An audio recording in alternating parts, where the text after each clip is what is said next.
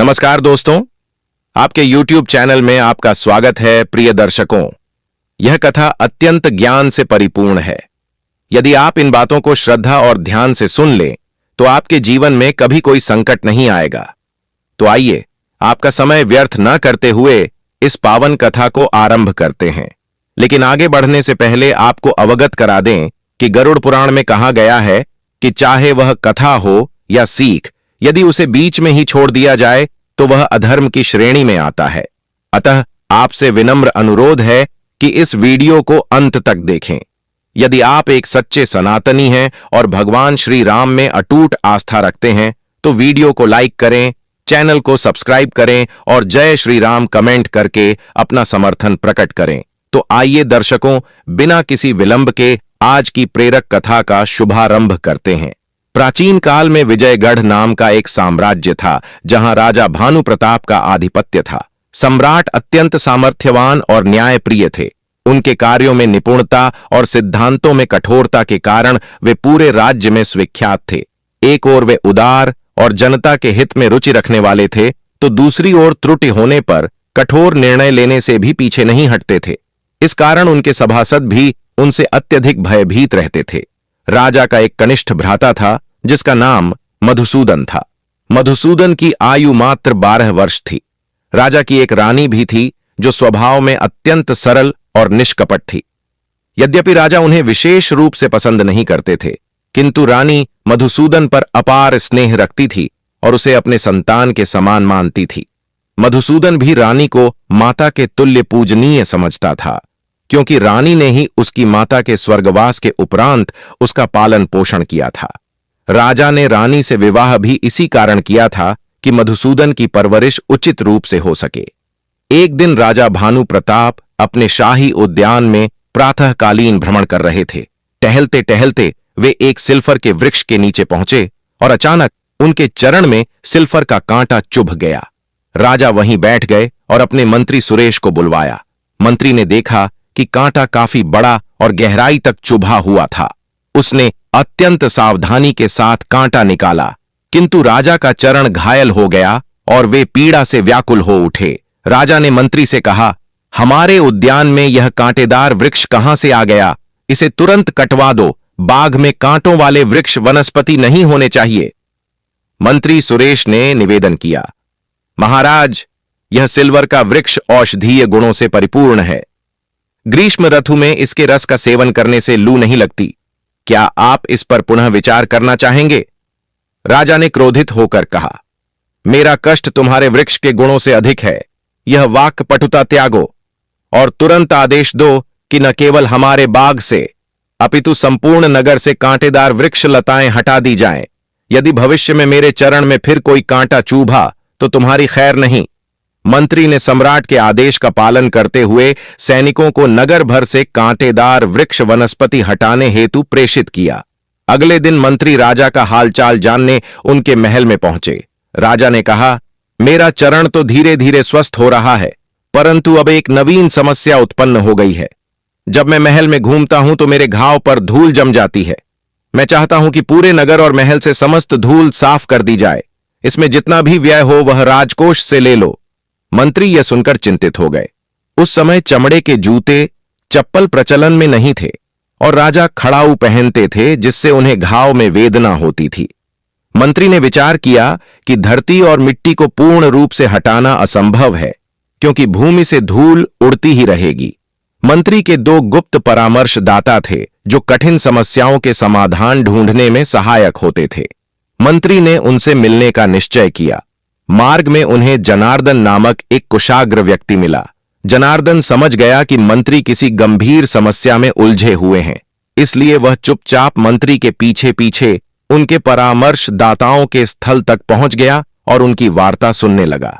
मंत्री ने अपने सलाहकारों से कहा, मित्रों, एक गहन समस्या सामने आई है। हमारे महाराज ने आदेश दिया है कि संपूर्ण नगर से धूल का अस्तित्व समाप्त कर दिया जाए। नगर में धूल का कहीं नामो निशान भी नहीं होना चाहिए। आप लोग इस कठिन समस्या का समाधान सुझाएं। एक परामर्शदाता ने कहा, यह कार्य अत्यंत दुष्कर है। भला धूल को कैसे समाप्त किया जा सकता है? यह मेरी समझ से परे है। दूसरे व्यक्ति ने सुझाव दिया, मंत्री जी, यदि हम समस्त नगर में स्वच्छता अभियान प्रारंभ करवा दें तो कुछ ही दिनों में धूल का निवारण हो सकता है। उसी क्षण जनार्दन ने कहा, मंत्री जी, मेरे पास एक उपाय है। यदि आप अनुमति दें तो मैं इसे प्रस्तुत करूं। मंत्री ने क्रोधित होकर कहा, अरे मूर्ख, तुम यहां खड़े होकर हमारी वार्ता सुन रहे हो। तुम्हें नहीं पता कि दूसरों की बातें सुनना अशिष्टता है। तुरंत यहां से चले जाओ, अन्यथा मैं तुम्हें दंडित कर दूंगा। जनार्दन वहां से प्रस्थान कर गया। मंत्री ने अपने परामर्शदाताओं से कहा, तुम सभी आज से ही स्वच्छता का कार्य आरंभ कर दो। संपूर्ण नगर की सफाई 2 दिनों के भीतर संपन्न हो जानी चाहिए, चाहे इसके लिए दिन रात परिश्रम क्यों ना करना पड़े। मंत्री महल लौट आया। अगले दिन नगर से कुछ व्यक्ति राजा से भेंट करने महल पहुंचे। राजा ने उन्हें देखकर पूछा, आप लोग यहां क्यों आए हैं? मुझे स्पष्ट रूप से बताइए। एक सज्जन व्यक्ति ने कहा, महाराज, हम आपको कुछ दर्शाना चाहते हैं। कृपया हमारे साथ महल के बाहर चलें। राजा उनके साथ महल के बाहर आए, लेकिन जैसे ही बाहर निकले, धूल और मिट्टी के कारण खांसने लगे और तुरंत पुनः महल के भीतर लौट गए। नगरवासियों ने बताया, महाराज, यह सब आपके मंत्री का किया धरा है। उन्होंने पूरे नगर में सफाई करवाकर और झाड़ू लगवाकर धूल ही धूल फैला दी है। यदि यह क्रम इसी प्रकार चलता रहा तो हमारे नगर के लोग बीमार हो जाएंगे। राजा ने तत्काल मंत्री को बुलाकर कहा, मूर्ख मंत्री, यह क्या उपद्रव है? मैंने तुम्हें झाड़ू लगवाने का आदेश नहीं दिया था, बल्कि धूल समाप्त करने का निर्देश दिया था, और तुम पूरे नगर को रोगग्रस्त बनाने में जुट गए हो। इस मूर्खतापूर्ण कार्य को तुरंत रोक दो और 2 दिनों के भीतर कोई अन्य समाधान ढूंढो। मुझे नगर में कहीं भी धूल नहीं दिखनी चाहिए। मंत्री उल्टे पांव अपने सलाहकारों के पास दौड़ा और बोला, मैंने पहले ही कहा था कि यह उपाय सफल नहीं होगा, किंतु तुम लोगों ने अपनी विपरीत बुद्धि का उपयोग किया। अब कोई अन्य समाधान सुझाव और ध्यान रहे कि इस बार कोई त्रुटि नहीं होनी चाहिए। सलाहकारों ने कहा, मंत्री जी, इसका केवल एक ही उपाय है। संपूर्ण नगर में ईंटें बिछवा दी जाए और नियमित रूप से उनकी सफाई करवाई जाए। इसके अतिरिक्त और कोई मार्ग नहीं है। मंत्री को यह परामर्श पसंद आया और उन्होंने आदेश दिया, यह कार्य कल से प्रारंभ हो जाना चाहिए और यथाशीघ्र पूर्ण किया जाना चाहिए। अगले दिन पुनः राजा के दरबार में भीड़ एकत्रित हो गई। इस बार समस्त नगरवासी वहां उपस्थित थे। राजा ने उनसे पूछा, आप सब यहां क्यों आए हैं? स्पष्ट शब्दों में बताइए कि समस्या क्या है। एक व्यक्ति बोला, महाराज, कृपा करके हमें शांति से जीने दें। हम आपके संरक्षण में जीवन व्यतीत करते हैं और आप ही हमारे संरक्षक हैं। हम आपसे न्याय की प्रार्थना करते हैं। राजा ने कहा, विस्तार से बताओ कि वास्तविक समस्या क्या है, क्योंकि हम तुम्हारी बात समझ नहीं पा रहे हैं। उस व्यक्ति ने कहा, महाराज, हमारा नगर कृषि पर आधारित है। हम दिन रात खेतों में परिश्रम करके अनाज उपजाते हैं, जिससे हमारा जीव व्यापन होता है। किंतु आपके मंत्री ने समस्त नगर में ईंटें बिछवाने का कार्य प्रारंभ कर दिया है। महाराज, यदि पूरा नगर ईंटों से आच्छादित हो जाएगा तो हम कृषि कहां करेंगे? यदि खेती नहीं करेंगे तो हमारे परिवारों का जीवन कैसे चलेगा? समस्त नगर भूख से व्याकुल हो जाएगा। राजा ने क्रोधित होकर मंत्री से कहा, मंत्री जी, यह कैसी मूर्खता है? मैंने आपको केवल धूल हटाने का आदेश दिया था और आप समस्त नगर में ईंटें बिछवा रहे हैं। यदि खेतों पर ईंटें बिछा दी जाएंगी तो कृषक किस प्रकार अन्न उपजाएंगे? आखिर यह कार्य आपने किस उद्देश्य से किया है? मंत्री ने सिर झुकाते हुए कहा, महाराज, क्षमा करें, किंतु धूल हटाने का हमारे पास यही एकमात्र उपाय था। यदि किसी के पास इससे उत्तम समाधान है तो उसे प्रस्तुत करने की अनुमति दें। उसी समय भीड़ में से जनार्दन बाहर आया और बोला, महाराज, मेरे पास इसका एक उपाय है। यदि आप अनुमति दें तो मैं उसे प्रस्तुत करूं। मंत्री ने क्रोधित होकर कहा, अरे मूर्ख, तू यहां भी आ गया। मैंने तुझसे कहा था कि यह कार्य चतुर लोगों का है और तुम्हारे जैसे अल्पजू इसमें कुछ नहीं कर सकते। राजा ने मंत्री को फटकारते हुए कहा, मंत्री जी, यह मत भूलिए कि यह भी हमारे नगर का नागरिक है और राज्य दरबार में इसे भी अपनी बात रखने का अधिकार है। इसे अपनी बात कहने दीजिए। जनार्दन ने कहा, महाराज, मैंने आपके लिए एक समाधान सोचा है। उसने राजा को एक चमड़े का जूता भेंट किया। राजा ने उसे पहना और पूछा, यह क्या है? जनार्दन ने उत्तर दिया, महाराज, यह मैंने अपनी सूझबूझ और परिश्रम से तैयार किया है। इसे धारण करने के पश्चात आप चाहे कीचड़ में चलें या धूल में, आपके चरण अपवित्र नहीं होंगे। राजा को समझ आ गया कि वास्तविक बुद्धिमान कौन है। उन्होंने तत्काल मंत्री को उसके पद से निष्कासित कर दिया और जनार्दन को नया मंत्री नियुक्त कर दिया। जनार्दन ने राजा के समस्त कार्यभार को संभाल लिया और नगर में पुनः सुख शांति स्थापित हो गई। समय का चक्र चलता रहा। एक दिन राजा भानु प्रताप ने आखेट पर जाने का निश्चय किया। राजा को शिकार का अत्यंत शौक था और वे प्रायः जंगलों में जाकर वन्य जीवों का शिकार करते इसे राजसी खेल मानते थे। एक दिन शिकार करते करते राजा दूसरे राज्य के जंगल में पहुंच गए। वहीं उन्होंने एक सुंदर राजकुमारी को वन में सैर करते देखा। वह राजकुमारी अनुपम सौंदर्य की प्रतिमूर्ति थी। राजा ने अपने जीवन में इतनी सुंदर स्त्री पूर्व में कभी नहीं देखी थी। उसे देखते ही राजा मोहित हो गए और उन्होंने निश्चय कर लिया कि इस राजकुमारी को किसी भी मूल्य पर अपने जीवन में स्थान देंगे।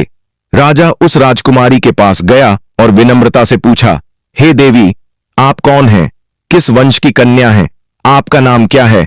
राजकुमारी ने सहजता से उत्तर दिया, आप ये क्यों जानना चाहते हैं और आप स्वयं कौन हैं? राजा ने कहा, मेरा नाम भानु प्रताप है और मैं विजयगढ़ का सम्राट हूं। आपको देखकर मेरा हृदय आपके प्रति आकर्षित हो गया है। मैं चाहता हूं कि आज ही आपसे विवाह करूं। राजकुमारी इस प्रस्ताव से किंचित असहज हो गई, किंतु उन्होंने स्वयं को संभालते हुए कहा, मैं राजा चंद्रदेव की पुत्री गायत्री हूं। विवाह का निर्णय मेरे पिता ही लेंगे। यदि आप मुझसे विवाह करना चाहते हैं तो मेरे पिता से अनुमति प्राप्त करें। यदि वे सहमत होंगे तो मुझे कोई आपत्ति नहीं होगी।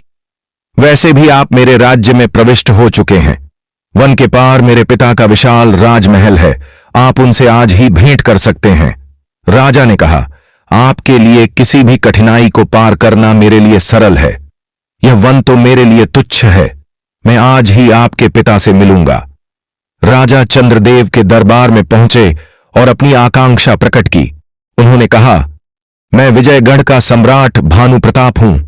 आपकी पुत्री गायत्री मेरे हृदय के अत्यंत समीप हो गई है और मैं आज ही उनसे विवाह करना चाहता हूं। राजा चंद्रदेव ने मुस्कुराते हुए कहा, यह हमारे लिए सौभाग्य की बात है, किंतु आज ही विवाह करना उचित नहीं प्रतीत होता। हमें कुछ समय चाहिए ताकि हमारे सगे संबंधी मित्र और परिजन इस शुभ अवसर में सम्मिलित हो सके। राजा भानु प्रताप बोले, आपका विचार तर्कसंगत है, किंतु राजाओं के विवाह में प्रायः कठिनाइयां उत्पन्न हो जाती हैं। मित्रों के साथ हमारे विरोधी भी आ जाते हैं। यदि वधू अद्वितीय सौंदर्य की धनी हो तो कुछ शत्रु हानि पहुंचाने का प्रयास कर सकते हैं। इसलिए मैं चाहता हूं कि यह विवाह शीघ्र ही संपन्न हो। राजा चंद्रदेव ने कहा, यदि आप शीघ्र विवाह करना चाहते हैं तो मुझे कोई आपत्ति नहीं है। उन्होंने अपनी कन्या गायत्री का विवाह राजा भानु प्रताप के साथ भव्यता के साथ संपन्न कराया। राजा भानु प्रताप अपनी नवविवाहिता पत्नी गायत्री को लेकर महल लौट आए। महल में बड़ी रानी को राजा के आचरण पर कोई आश्चर्य नहीं हुआ, क्योंकि वह जानती थी कि राजा उनके प्रति विशेष स्नेह नहीं रखते थे। गायत्री महल में आकर अत्यंत आनंदित थी और राजा से गहरा प्रेम करती थी। राजा भी अपना अधिकांश समय गायत्री के साथ व्यतीत करने लगे। उधर बड़ी रानी ने मधुसूदन को पुत्रवत स्नेह देना प्रारंभ कर दिया और उसकी देखभाल में संलग्न हो गई। एक दिन राजा ने सोचा, देखता हूं कि रानी गायत्री मुझसे कितना स्नेह करती हैं। उन्होंने अपने एक सैनिक को बुलाया और कहा, तुम रानी गायत्री के पास जाओ और उदास चेहरा बनाकर कहो कि राजा की सीढ़ियों से गिरकर मृत्यु हो गई है। सैनिक घबराते हुए बोला, महाराज, मुझसे इतना बड़ा असत्य नहीं बोला जाएगा। कृपया यह कार्य किसी अन्य से करवाएं। राजा ने कठोर स्वर में कहा, यह सम्राट का आदेश है। यदि तुमने इसे नहीं माना तो तुम्हें मृत्युदंड दिया जाएगा। सैनिक भयभीत हो गया। उसने सोचा, यदि राजा की आज्ञा नहीं मानूंगा तो मृत्यु निश्चित है, और यदि उनकी बात मान लूंगा तो रानी के क्रोध का शिकार बनूंगा। किसी भी स्थिति में मेरा अंत निश्चित है, तो क्यों ना राजा के आदेश का पालन करूं। अंततः सैनिक ने भारी हृदय से झूठी सूचना देने का निश्चय किया। सैनिक ने रानी गायत्री के कक्ष में प्रवेश किया। वह हाथ जोड़कर उनके समक्ष खड़ा हुआ और दुख भरी आवाज में बोला, महारानी महाराज सीढ़ियों से गिर गए और उनका निधन हो गया है। इतना सुनते ही रानी का हृदय जैसे थम गया। बिना कुछ बोले वे धड़ाम से गिर पड़ी और उनके प्राण निकल गए। सैनिक जो पहले से ही भयभीत था, यह देखकर कांप उठा। वही हुआ जिसका उसे डर था। वह तुरंत राजा के पास भागा और कांपती हुई आवाज में बोला, महाराज शीघ्र चलिए, महारानी के कक्ष में कोई अनहोनी घट गई है। राजा तत्काल रानी के कक्ष की ओर दौड़े। उनके साथ महल के वैद्य भी पहुंचे, किंतु उन्होंने स्पष्ट कर दिया कि महारानी अब इस संसार में नहीं रही। यह सुनते ही राजा का हृदय जैसे विदर्ण हो गया। उन्होंने पश्चाताप करते हुए कहा, यह सब मेरी ही त्रुटि है। मेरी रानी इतनी पतिव्रता थी कि मेरी मृत्यु का समाचार सुनते ही उन्होंने अपने प्राण त्याग दिए। मैं कितना अधर्मी और पापी हूं जो अपनी धर्मपत्नी पर अविश्वास कर बैठा। मेरी रानी इस पृथ्वी की सबसे सुंदर और पवित्र स्त्री थी। ऐसा अद्वितीय नारीत्व फिर कभी जन्म नहीं लेगा। राजा ने निश्चय किया, इतना बड़ा अपराध करने के पश्चात मेरे जीवित रहने का कोई औचित्य नहीं है। जब मेरी प्राण प्रिया ही नहीं रही तो मैं कैसे जीवित रह सकता हूं। मेरी सजा केवल मृत्यु है। मैं अपनी रानी के साथ चिता पर सती हो जाऊंगा। उन्होंने मंत्रियों को आदेश दिया, रानी के लिए चिता तैयार की जाए और वह इतनी विशाल हो कि मैं भी उसमें समाहित हो सकूं। यह सुनते ही समस्त महल में कोहराम मच गया। बड़ी रानी ने राजा को समझाने का भरसक प्रयास किया। उन्होंने कहा, महाराज, आप इस विशाल राज्य के अधिपति हैं। प्रजा की संपूर्ण जिम्मेदारी आपके कंधों पर है। आप इस प्रकार अपने दायित्वों से मुंह नहीं मोड़ सकते। किंतु राजा किसी की भी बात सुनने को तैयार नहीं थे। बड़ी रानी ने यह स्थिति देखकर अपने देवर मधुसूदन से कहा, तुम शीघ्र ही वन में जाओ, जहां हमारे गुरुजी तपस्या कर रहे हैं। वे सिद्ध संत हैं। उन्हें राजमहल में बुलाकर लाओ और उन्हें बताओ कि राजा ने यह घातक निर्णय ले लिया है। केवल उनकी उपस्थिति ही इस संकट को टाल सकती है। उधर मंत्रियों ने राजा और रानी के लिए चिता तैयार करवा दी। राजा गायत्री के पार्थिव शरीर के साथ चिता पर विराजमान हो गए। ब्राह्मण मंत्रोवार कर रहे थे और बस अब अग्नि प्रज्वलित करने की देरी थी। उसी समय मधुसूदन संत को साथ लेकर वहां पहुंच गया। संत ने चिता के समीप आते ही गिरने का नाटक किया। उनके हाथ से मिट्टी का कमंडल छूटकर खंडित हो गया और संत वहीं बैठकर रोने लगे। राजा ने यह दृश्य देखा और विस्मित रह गए। उन्होंने संत से पूछा, गुरुदेव, आप इस मिट्टी के पात्र के लिए इतना विलाप क्यों कर रहे हैं? यह तो एक साधारण वस्तु है। मैं आपके लिए दूसरा कमंडल मंगवा दूंगा। राजा ने अपने मंत्री से कहा, मंत्री जी, आप महात्मा को शोकग्रस्त होने से रोके। मंत्री ने उत्तर दिया, महाराज, महात्मा किसी की बात सुनने के लिए तैयार नहीं है। आपको स्वयं कुछ करना होगा। राजा बोले, मैं अब क्या कर सकता हूं? मैं तो सती होने जा रहा हूं। मंत्री ने विनम्रता से कहा, महाराज, अभी भी आपके पास बहुत कुछ करने की शक्ति है। आप अपने सती होने के इस निर्णय को कुछ समय के लिए स्थगित करें और महात्मा को प्रसन्न कीजिए। वे दिव्य शक्तियों के स्वामी हैं। यदि वे चाहे तो मृत महारानी को पुनः जीवित कर सकते हैं। आपको अपने प्राण त्यागने के स्थान पर रानी को पुनः जीवन देने के विषय में विचार करना चाहिए। महात्मा के लिए कुछ भी असंभव नहीं है। वे चंद्रमा और सूर्य की गति को रोक सकते हैं और निर्जीव मूर्ति में भी प्राण भर सकते हैं।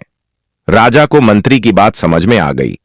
उन्होंने सोचा, मुझे अपनी रानी के पुनर्जीवित होने के लिए हर संभव प्रयास करना चाहिए। राजा तुरंत चिता से उतरकर महात्मा के पास पहुंचे और बोले, महात्मा, आप सिद्ध पुरुष हैं। यदि आप चाहें तो इस टूटे हुए कमंडल को भी पहले जैसा बना सकते हैं।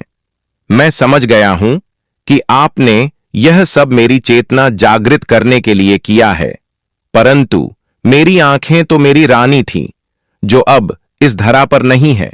उनके बिना न मुझे कुछ दिखाई देता है और न ही कुछ समझ में आता है। यदि आप चाहें तो मेरी रानी पुनः जीवित हो सकती हैं। आपके लिए विधि का विधान बदलना भी संभव है। महात्मा ने गंभीरता से कहा, राजन, तुमने सही समझा। मेरा उद्देश्य तुम्हें यह सिखाना था कि यह संसार नश्वर है। यहां प्रतिदिन पात्र टूटते हैं और नए बनते हैं। मनुष्य जन्म लेते हैं और मृत्यु को प्राप्त होते हैं। ज्ञानी जन इन बातों का शोक नहीं करते। यहां कुछ भी स्थायी नहीं है। तुम्हें अपनी रानी के प्रति मोह छोड़कर उनका अंतिम संस्कार करना चाहिए। फिर यदि चाहो तो नई रानी ला सकते हो या महल में पहले से जो पतिव्रता रानी है उसी से प्रेम कर सकते हो? राजा ने कहा, महात्मा, मैंने पहले ही निवेदन किया था कि मेरी रानी मेरी दृष्टि थी, उनके बिना मैं अंधा हूं। जैसे एक अंधा व्यक्ति संसार के कितने ही रंग क्यों ना सुने, वह केवल कल्पना कर सकता है, वास्तविकता नहीं देख सकता। महात्मा ने देखा कि राजा उनकी बातों को स्वीकार करने के लिए तैयार नहीं है। उन्होंने कहा, राजन, तुम्हारी रानी को विधाता ने केवल इतनी ही आयु प्रदान की थी और उन्होंने अपना जीवन काल पूर्ण कर लिया है, किंतु यदि तुम अपनी आयु का आधा भाग अपनी रानी को प्रदान करना चाहो तो मैं उन्हें पुनः जीवित कर सकता हूं। लेकिन सावधान रहना रानी, तुम्हारे लिए अत्यंत अमंगलकारी सिद्ध हो सकती हैं। राजा ने कहा, गुरुदेव, जो रानी मेरी मृत्यु का समाचार सुनते ही अपने प्राण त्याग सकती हैं, वे मेरे लिए अशुभ कैसे हो सकती हैं? मैं अपनी आधी आयु उन्हें अर्पित करना चाहता हूं, कृपया मेरी प्रार्थना स्वीकार करें।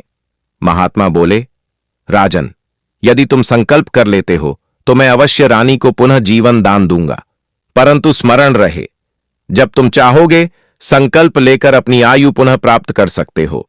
यह संसार परिवर्तनशील है और कोई नहीं जानता कि जीवन कब किस दिशा में मोड़ लेगा।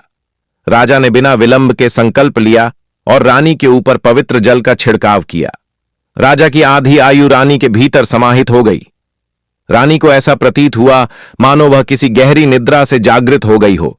वह आश्चर्यचकित होकर उठ बैठी और स्वयं को चिता पर देखकर चौंक गई। राजा ने उन्हें समस्त घटना सुनाई। रानी ने भाव विह्वल होकर राजा के चरणों में गिरकर आभार प्रकट किया। राजा अपनी प्रिय रानी को लेकर प्रसन्नतापूर्वक महल लौट आए। राजा का स्नेह रानी के प्रति और भी बढ़ गया। अब वे राज दरबार के सभी कार्य छोड़कर रानी के कक्ष में ही समय व्यतीत करने लगे। वे न तो दरबारियों से मिलते और ना ही मंत्रियों से।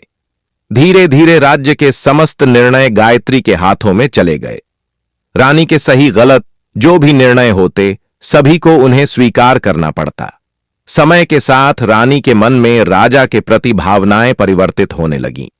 अब वह राजा से पूर्व जैसा प्रेम नहीं करती थी, किंतु राजा अपनी अंधभक्ति में निरंतर रानी से अटूट प्रेम किए जा रहे थे।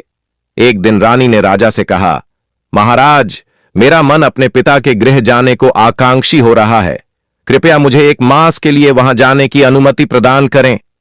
राजा यह सुनकर अत्यंत विषादग्रस्त हो गए। उन्होंने रानी से कहा, महारानी, आपके भीतर ही मेरा जीवन समाहित है। आप यह भली भांति जानती हैं कि आप मुझसे 1 माह के लिए दूर जाने की स्वीकृति मांग रही हैं, किंतु मैं आपके बिना एक क्षण भी जीवित नहीं रह सकता। कृपया अपने पिता के गृह जाने का विचार त्याग दें। रानी ने कहा, महाराज बच्चों जैसी बातें ना करें।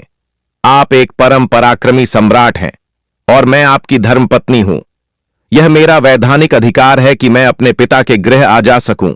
एक पुत्री को अपने पिता के घर जाने का अधिकार मिलना चाहिए। वैसे भी मैं 1 माह के भीतर लौट आऊंगी। रानी ने किसी प्रकार राजा को समझाया और अपने पिता के राज्य को चली गई। जब रानी अपने पिता के नगर में थी, तब उनकी निगाहें अस्तबल के रक्षक पर टिक गई। वह व्यक्ति राजकुमारी को घुड़सवारी का अभ्यास कराता था और अक्सर उसे वन में सैर के लिए ले जाता था। इस अवधि में रानी गायत्री का हृदय उस घुड़सवार के प्रति आकर्षित हो गया। वह घुड़सवार भी राजकुमारी से अत्यधिक स्नेह करने लगा, किंतु तभी रानी को पुनः महल लौटना पड़ा। 1 वर्ष तक वह घुड़सवार रानी से दूर रहा, किंतु एक दिन वह संदेश वाहक बनकर महल में उपस्थित हुआ। रानी के मन में पुनः प्रेम की लहर उठी, किंतु महल में उससे मिलना रानी के लिए जोखिम भरा था। रानी के परामर्श पर वह राजमहल से दूर वन में एक झोपड़ी बनाकर रहने लगा। रानी आधी रात को चुपके से उठती और राजा के पास से बिना किसी को बताए उस घुड़सवार से मिलने वन चली जाती। प्रारंभ में वह गुप्त द्वार से जाती थी, किंतु धीरे धीरे उसने मुख्य द्वार से भी आवागमन करना प्रारंभ कर दिया। रानी अपने विश्वास पात्र द्वारपाल को रात्रि पहरे पर रखती और उसे रहस्य बनाए रखने के लिए प्रतिदिन 10 स्वर्ण मुद्राएं देती थीं। द्वारपाल स्वर्ण मुद्राओं के लालच में चुप्पी साधे रहता। यदि वह कभी इस गुप्त भेद को उजागर करता तो रानी उसे कठोर दंड देकर मिट्टी में दफना देती। राजा इस छल को कभी समझ नहीं पाए, क्योंकि वह रानी के प्रति अंध प्रेम करते थे और रानी के बारे में कोई भी नकारात्मक तथ्य सुनना उन्हें स्वीकार्य नहीं था। उधर बड़ी रानी को हमेशा छोटी रानी पर संदेह रहता था। वह सावधान रहती और मन ही मन यही चाहती थी कि छोटी रानी को कभी संतान ना हो, क्योंकि ऐसा होने से राजा के छोटे भाई मधुसूदन के राज्यारोहण का मार्ग सुगम हो जाता। एक दिन बड़ी रानी आधी रात को अपने कक्ष से निकलकर महल की छत पर गई। वहां उन्होंने किसी के पदचाप की आहट सुनी।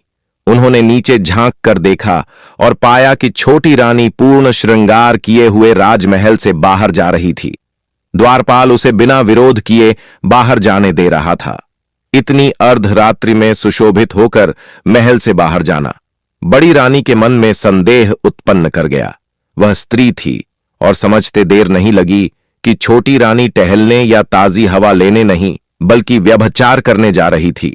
बड़ी रानी के हृदय में यह विचार आया कि क्योंकि छोटी रानी को राजा से कोई संतान नहीं हुई, वह किसी अन्य पुरुष से गुप्त संतान उत्पन्न करके राज्य पर अपनी पकड़ मजबूत करना चाहती है। बड़ी रानी पूरी रात्रि छत पर बैठी रही और प्रातःकाल छोटी रानी को लौटते देखा। उसके बिखरे हुए वस्त्र और उलझे केश स्पष्ट संकेत दे रहे थे कि वह अनीति करके लौटी है। बड़ी रानी ने सोचा कि वह यह बात राजा से जाकर कह दें, किंतु फिर उन्हें यह बोध हुआ कि राजा अब वह न्यायप्रिय शासक नहीं रहे जो उन्हें रानी बनाकर लाए थे। अब वह पूरी तरह छोटी रानी के वश में थे और वही करते थे जो छोटी रानी कहती थी। तब बड़ी रानी ने मधुसूदन को इस विषय में जागरूक करने का निश्चय किया। उन्होंने मधुसूदन को बुलाकर कहा, मधुसूदन, तुम मेरे देवर ही नहीं, पुत्र तुल्य हो। तुम इस राज्य के उत्तराधिकारी हो और राज्य में हो रहे अनुचित कार्यों का विरोध करना तुम्हारा धर्म है। छोटी रानी विकृत मार्ग पर चल पड़ी है। उसे राजा से सच्चा प्रेम नहीं है और वह प्रत्येक रात्रि राजा को धोखा दे रही है। तुम्हें उसे अनुचित कार्यों में प्रवृत्त होने से रोकना होगा ताकि राजा की प्रतिष्ठा बनी रहे। मधुसूदन ने सिर झुकाकर कहा, माताजी, मैं आपके लिए सब कुछ करने के लिए तत्पर हूं। आप मेरे लिए राजा भी हैं और रानी भी। जो आदेश देंगी उसका पालन करूंगा। यदि आप कहती हैं तो मैं राजा की प्रिय रानी को भी अनुचित कार्यों से रोकूंगा और राजा को इस विषय में सचेत करूंगा। मधुसूदन बड़ी रानी के निर्देशानुसार रात्रि में छोटी रानी का पीछा करने लगा। जब छोटी रानी महल से निकलकर मुख्य द्वार पर पहुंची तो मधुसूदन उसके सामने आकर खड़ा हो गया और बोला, भाभी, इतनी रात को आप अकेली कहां जा रही हैं? छोटी रानी ने सहजता से उत्तर दिया, मधुसूदन, मैं थोड़ा टहलने निकली हूं। तुम जाओ, आराम करो, मैं थोड़ी देर में लौट आऊंगी। मधुसूदन ने छोटी रानी से कहा, मेरी प्रिय भाभी, रात्रि के इस समय आप अकेली सैर के लिए जाएं और मैं शांतिपूर्वक विश्राम करूं। यह कैसे संभव है? किसी भी नारी को रात्रि में अकेले गृह के बाहर नहीं जाना चाहिए। मैं आपके साथ चलूंगा ताकि आप सुरक्षित रहें। छोटी रानी ने कहा, मधुसूदन, मेरी बात मानो और लौट जाओ। यह मेरा व्यक्तिगत मामला है। मधुसूदन ने दृढ़ता से उत्तर दिया, मैं पीछे हटने वाला नहीं हूं। आज मैं जानकर ही रहूंगा कि तुम किससे मिलने जाती हो। तुम्हारी इस चालाकी से मेरे भाई को धोखा देना उचित नहीं है। रानी क्रोधित होकर बोली, शुभा, तुम पर बड़ी रानी के मिथ्या वचनों का गलत प्रभाव पड़ गया है। तुम्हें आभास नहीं है कि इसका परिणाम कितना भयंकर हो सकता है। इसलिए कहती हूं, अपना मुख बंद रखो और जाकर आराम करो। मधुसूदन ने कठोरता से कहा, छोटी रानी, अपनी धमकी किसी और के लिए रखो। मैं तुम्हें कहीं जाने नहीं दूंगा। रानी को अनुमान हुआ कि इस विवाद का शोर राजा तक पहुंच सकता है। यदि राजा जाग गए और उन्होंने मुझे अपने शयन कक्ष में ना पाया तो समस्याएं बढ़ जाएंगी। रानी ने अपनी रणनीति बदलते हुए कहा, शुभा, तुम्हारा बस यही उद्देश्य था कि मैं महल से बाहर ना जाऊं। तो लो, मैं नहीं जाऊंगी। तुम विजय हो गए, मैं पराजित हो गई। अब तो संतोष हो गया ना। वह अपने कक्ष में लौट गई, किंतु उसके मन में बेचैनी छा गई। उसे लगने लगा कि यदि मधुसूदन ने राजा को मेरे वनगमन की सच्चाई बता दी तो राजा क्रोधित होकर शायद मुझे मृत्युदंड दे दें। रानी ने मन ही मन सोचा, मधुसूदन मेरे लिए काल बन चुका है। इसे मार्ग से हटाना ही होगा। ऐसा उपाय करना होगा कि राजा स्वयं उसे फांसी पर चढ़ा दें। दूसरी ओर मधुसूदन सोच रहा था, जब रानी स्वयं सही मार्ग पर लौट आई है तो मैं राजा को यह बात क्यों बताऊं और अनावश्यक विवाद क्यों उत्पन्न करूं। वह निश्चिंत होकर गहरी नींद में सो गया। उधर रानी ने एक षड्यंत्र रचा। वह स्नान गृह में गई, अपने वस्त्र फाड़ लिए और केश बिखेर कर रोती हुई अवस्था में राजा के पास पहुंची। रानी ने राजा को जगाकर कहा, महाराज, आपने महल में ऐसा पुरुष रखा है जिसकी उपस्थिति में किसी स्त्री का सम्मान सुरक्षित नहीं रह सकता। राजा ने चौंकते हुए पूछा, क्या हुआ? तुम रो क्यों रही हो? रानी ने कहा, मधुसूदन ने स्नान गृह में मेरे सम्मान को भंग करने का प्रयास किया है। राजा ने अविश्वास से कहा, तुम यह क्या कह रही हो? मधुसूदन अभी बालक है, उसे इन बातों की समझ कहां? रानी ने आंसू पोंछते हुए कहा, मुझे पता था कि आप यही कहेंगे। वह आपका भाई है, उसकी त्रुटि आपको कभी दिखाई नहीं देगी, लेकिन यह प्रथम अवसर नहीं है। 1 माह पूर्व भी उसने मेरी मर्यादा भंग करने का उद्यम किया था, तब मैंने शांति से सहन कर लिया और किसी से कुछ नहीं कहा, किंतु अब यह उसकी आदत बन चुकी है। आप निर्णय लें कि मैं इस महल में रहूंगी या मधुसूदन उसे फांसी पर चढ़ा देना ही उचित होगा। राजा ने कहा, रानी, धैर्य रखो, मधुसूदन को दंड अवश्य मिलेगा, किंतु मृत्यु दंड नहीं। मैंने अपनी माता से वचन दिया है कि उसकी किसी भी त्रुटि पर उसे फांसी नहीं दूंगा। हां, मैं उसे देश निकाला अवश्य दे सकता हूं। राजा ने मधुसूदन को दरबार में बुलाया और कहा, तुमने अपनी भाभी के सम्मान को कलंकित करने का प्रयास क्यों किया? मधुसूदन ने शांत स्वर में कहा, महाराज, आप यह क्या कह रहे हैं? बड़ी भाभी ने मुझे पालन पोषण किया है और मैं उन्हें माता समान मानता हूं। छोटी भाभी को भी मैं सम्मानपूर्वक देखता था, किंतु उनके अनैतिक आचरण के कारण अब उन्हें भाभी भी नहीं मानता। रात्रि के समय वे वन में अपने प्रेमी से भेंट करने जाती हैं और आपको छल कर रही हैं। छोटी रानी क्रोध में बोली, झूठ मत बोलो मधुसूदन, यदि मैं महल से बाहर जाती हूं तो किसी ने तो देखा होगा। आप द्वारपाल को बुलाकर पूछ सकते हैं। राजा ने द्वारपाल को बुलाया और पूछा, क्या तुमने छोटी रानी को रात्रि के समय महल से बाहर जाते हुए देखा है? द्वारपाल झूठ बोलते हुए बोला, नहीं महाराज, मैंने कभी नहीं देखा। राजा ने द्वारपाल की गवाही को सत्य मानते हुए मधुसूदन से कहा, मेरे राज्य में अनैतिकता के लिए कोई स्थान नहीं है। तुम इसी क्षण महल छोड़ दो, और यदि आज के बाद मेरे राज्य में देखे गए तो तुम्हें फांसी पर चढ़ा दिया जाएगा। राजा ने मधुसूदन की कोई सफाई नहीं सुनी और उस पर व्यभिचार का मिथ्या आरोप लगाकर उसे राज्य त्याग का आदेश दे दिया। मधुसूदन यह निर्णय सुनकर बड़ी रानी के पास पहुंचा और अपनी पीड़ा व्यक्त करते हुए कहा, महाराज ने मुझ पर अनैतिकता का झूठा आरोप लगाया है और मुझे राज्य छोड़ने का आदेश दिया है। यदि मैं राज्य में पुनः प्रविष्ट हुआ तो मुझे फांसी दे दी जाएगी। बड़ी रानी ने उसे सांत्वना देते हुए कहा, बेटा, सत्कर्मों में विघ्न आते हैं, किंतु हताश मत हो। तुम वन में गुरुजी के पास जाओ, वे ही इसका समाधान करेंगे। तुम वही करना जो वे निर्देशित करें। मधुसूदन बड़ी रानी से विदा लेकर वन में महात्मा के पास पहुंचा। उसने महात्मा को राजा और रानी के समस्त वृतांत सुनाए। महात्मा ने कहा, मधुसूदन, तुम्हें राज्य छोड़ने की आवश्यकता नहीं है।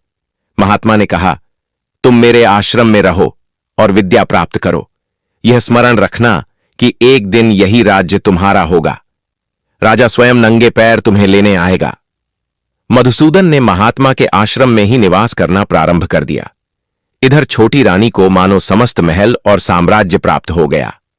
अब वह निर्भय होकर हर रात्रि वन में अपने प्रेमी से मिलने जाने लगी। द्वारपाल को इस पर संदेह हो गया। उसने सोचा, यदि कभी राजा को यह पता चल गया कि रानी वन में किसी से मिलने जाती है तो वह रानी के साथ साथ मुझे भी मृत्युदंड दे देगा। ऐसा नहीं हो सकता कि सुख कोई और भोगे और मैं नाहक बलि का बकरा बन जाऊं। एक दिन द्वारपाल ने रानी से कहा, महारानी, आपका इस प्रकार वनगमन करना आपके जीवन के लिए संकटकारी हो सकता है और मैं भी इस आपदा में फंस सकता हूं। उचित यही होगा कि आप अपने प्रेमी को किसी उचित कारण से महल में नौकर रख लें। फिर आप निश्चिंत होकर उससे मिल सकती हैं और किसी को कोई संकेत भी नहीं मिलेगा। रानी को यह सुझाव अत्यंत उत्तम लगा। उन्होंने अपने प्रेमी को महल में सेवा करने का प्रस्ताव दिया और उसे महल में बुला लिया। संयोगवश राजा को घुड़साल के रखवाले की आवश्यकता थी, अतः उन्होंने उसे नौकरी पर रख लिया। अब रानी को वन गमन करने की कोई आवश्यकता नहीं थी। वह महल में ही अपने प्रेमी से निरंतर भेंट करने लगी, किंतु प्रेमी का हृदय परिवर्तित होने लगा। उसने महल में कार्यरत एक विधवा जो अश्वशाला में सेवा करती थी के साथ गुप्त संबंध स्थापित कर लिए। अब वह रानी की अपेक्षा उस विधवा के प्रति अधिक आसक्त हो गया। इधर राजा के मंत्री ने राजा से कहा, महाराज, आपके विवाह को अनेक वर्ष व्यतीत हो चुके हैं, किंतु अभी तक आपको कोई उत्तराधिकारी प्राप्त नहीं हुआ। आपको किसी महात्मा से मिलकर आशीर्वाद लेना चाहिए। राजा को यह विचार उपयुक्त लगा। वे वन में अपने गुरुजी से भेंट करने गए। महात्मा ने राजा से आगमन का कारण पूछा। राजा ने कहा, गुरुदेव, मुझे संतान सुख प्राप्त नहीं हुआ। यदि आप कृपा करें तो मेरा वंश आगे बढ़ सकता है। महात्मा बोले, राजन, मैं आपका वंश कैसे बढ़ा सकता हूं? हां, मैं यह चाहता हूं कि आप सदा युवा रहें, आपकी मृत्यु कभी ना हो और आप दीर्घ काल तक शासन करें। आप स्त्री सुख का भी आनंद प्राप्त करें। यह एक सिद्ध फल है। इसे कल प्रातः स्नान करके पूजा पाठ के पश्चात ग्रहण करना। आप सदैव युवा बने रहेंगे। राजा वह फल लेकर महल लौट आए। उन्होंने मन ही मन विचार किया, यदि मैं यह फल खा लेता हूं तो मैं युवावस्था प्राप्त कर लूंगा, किंतु मेरी रानी वृद्ध हो जाएगी। उचित यही होगा कि मैं यह फल रानी को ही खिला दूं। राजा ने वह फल रानी को आहार करने के लिए दे दिया। रानी ने सोचा, इस फल को खाकर मुझे कोई विशेष लाभ नहीं मिलेगा, किंतु यदि मेरा प्रेमी सदैव युवा रहे तो मैं अधिक सुखद जीवन व्यतीत करूंगी। रानी ने वह फल अपने प्रेमी को दे दिया। प्रेमी ने सोचा, यदि मैं यह फल अपनी विधवा प्रेमिका को दे दूं तो वह मुझे अधिक संतुष्टि देगी। विधवा ने मन ही मन विचार किया, मैं युवावस्था प्राप्त करके कौन सा विशेष सुख भोगूंगी। उचित यही होगा कि यह फल राजा को ही लौटा दूं। वह फल लेकर राजा के पास पहुंची और बोली, महाराज, मैं आपके लिए एक अद्भुत फल लेकर आई हूं। इसे ग्रहण करने वाला व्यक्ति सदा युवा बना रहता है। राजा उस फल को देखकर आश्चर्यचकित रह गए। उन्होंने पहचान लिया कि यह वही फल है जिसे उन्होंने अपनी रानी को दिया था। उन्होंने विधवा से पूछा, सच सच बताओ, यह फल तुम्हें कहां से मिला? विधवा ने उत्तर दिया, महाराज, यह फल मुझे मेरे प्रेमी हरेंद्र ने दिया था। राजा ने तुरंत हरेंद्र को बुलाया और उससे पूछा, यह फल तुम्हें किसने दिया? हरेंद्र ने सिर झुकाकर कहा, महाराज, यह फल मुझे आपकी रानी ने दिया था। अब राजा को संपूर्ण सत्य समझ में आ गया। उन्हें स्मरण हुआ कि उनके छोटे भाई मधुसूदन ने जो कहा था वह सत्य था।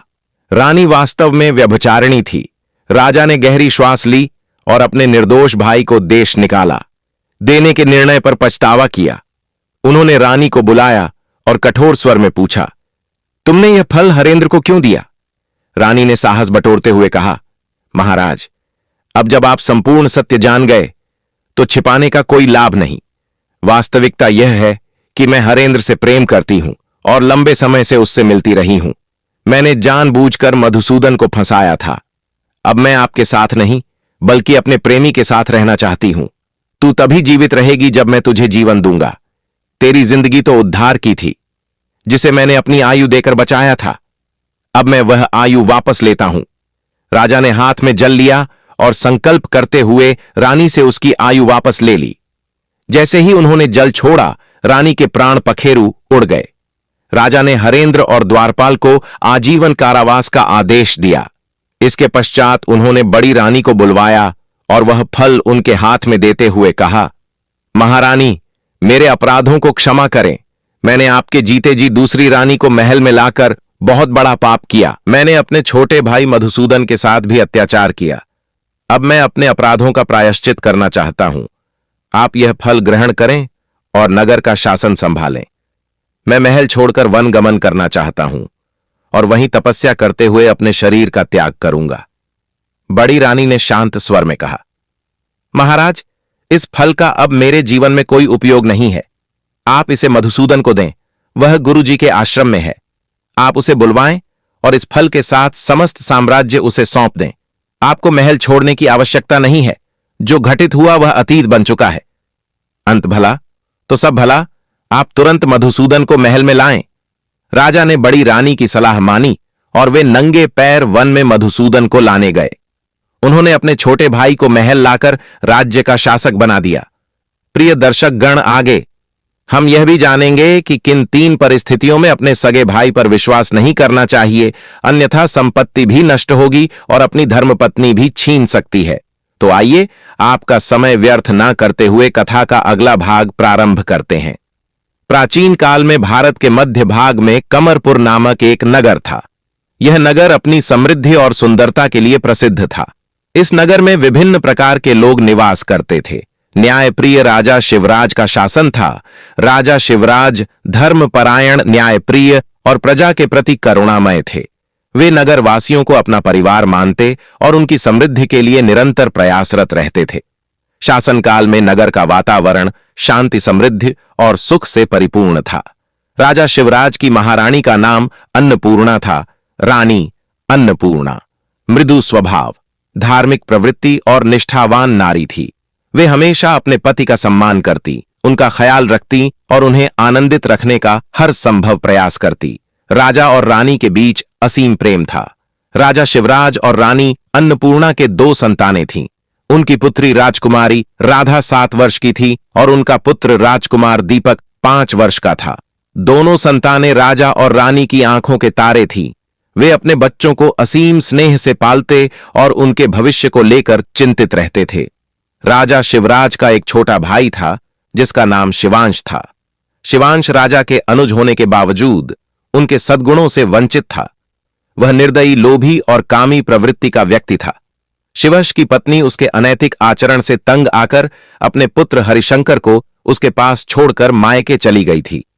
यह घटना 5 वर्ष पूर्व की थी। शिवांश, जो अपनी पत्नी से असंतुष्ट था, अक्सर अन्य नारियों की ओर आकर्षित होता था। उसकी यह बुरी आदत राजा शिवराज को झांक थी, किंतु लोकलाज और परिवार की प्रतिष्ठा के कारण वे अपने छोटे भाई को इस विषय में कुछ नहीं कहते थे। एक बार शिवांश शिकार के लिए वन गया। प्राचीन काल में राजवंशों में महीने में 1-2 बार शिकार का आयोजन किया जाता था। वन में भ्रमण करते हुए शिवांश की दृष्टि एक लकड़हारण पर पड़ी जो ईंधन एकत्र करने आई थी।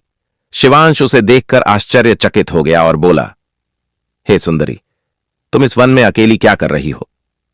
लकड़हारण एक अनजान व्यक्ति को अपने समीप आते हुए देखकर थोड़ी भयभीत हो गई, किंतु उसने अपने डर को छिपाते हुए उत्तर दिया, महाशय, आप अपने कार्य में लगे रहिए।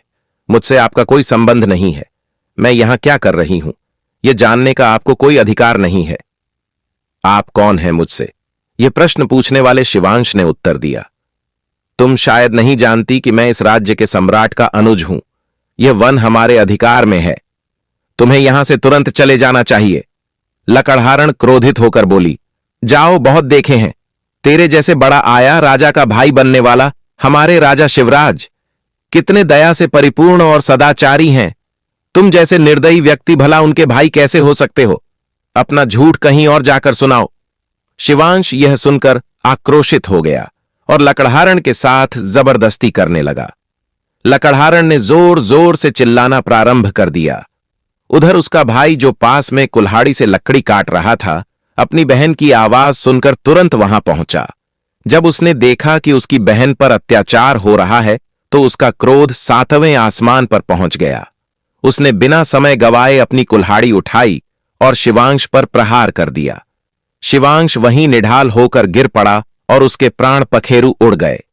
लकड़हारण ने चैन की सांस ली, किंतु जब उसने देखा कि जिसे उसने मृत किया वह कोई सामान्य व्यक्ति नहीं बल्कि राजा का अनुज है, तो उसके होश उड़ गए।